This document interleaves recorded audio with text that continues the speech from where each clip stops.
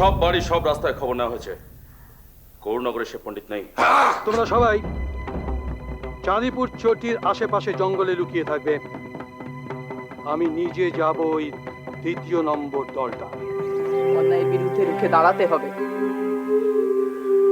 আমি যাব মুকুন্দ সঞ্জয়ের কাছে। আমি নিমাইকে কোথাও খুঁজে পেলাম না, কোথাও খুঁজে পেলাম না। সে কি? নিমাই কোথায় গেল ছেলেটা তবে? আমি নবদ্বীপের ব্রাহ্মণ সমাজের পক্ষ থেকে বলছি, তুমি বিদ্যাসাগর। নিমাই সন্ন্যাসী, একটি অমর গাথা।